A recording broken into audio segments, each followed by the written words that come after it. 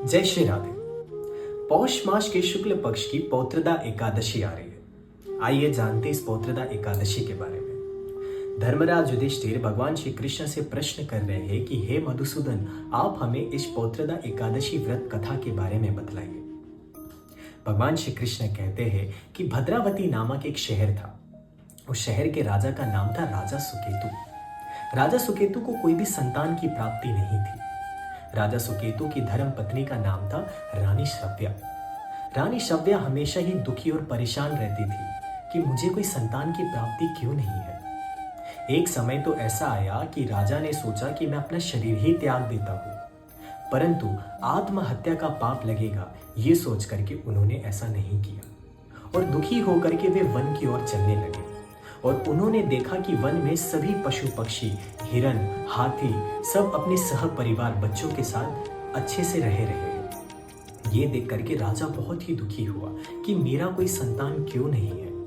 मैंने इतने यज्ञ किए, मैंने इतने ऋषियों की सेवा करी, फिर भी मुझे संतान की प्राप्ति क्यों नहीं है। ये सोचते सोचते वो बहुत दुखी होते गया और वन के अंदर जाते गया और राजा को बहुत ही प्यास लगने लगा। राजा यहाँ वहां पानी ढूंढने लगा और देखा कि पास में एक सरोवर है। सरोवर के आसपास काफी सुंदर ऋषियों के आश्रम बने हुए थे। राजा का दाहिने अंग फड़कने लगा और इसको शुभ संकेत मान करके वे उस आश्रम के पास गया। आश्रम के पास जाते ही ऋषियों को उसने प्रणाम किया। ऋषियों ने कहा कि हे राजन, हम आपसे अत्यंत प्रसन्न हैं, मांगो तुम्हें क्या चाहिए।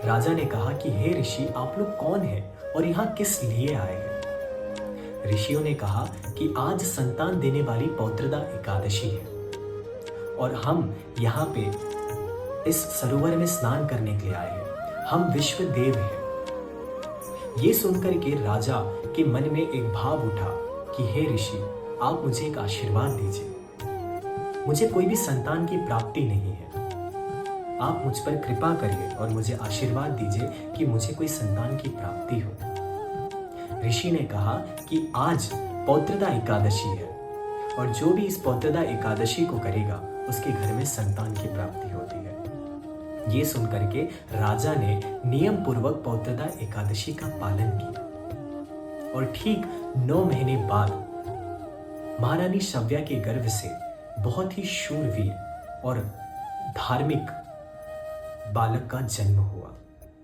तो ये थी कथा पौत्रदा एकादशी की। तो आप सभी ज्यादा से ज्यादा इस कथा के बारे में लोगों को बताइए और नियम पूर्वक पौत्रदा एकादशी का पालन करें। आप सभी को पौत्रदा एकादशी की ढेर सारी शुभकामनाएं। श्री राधे।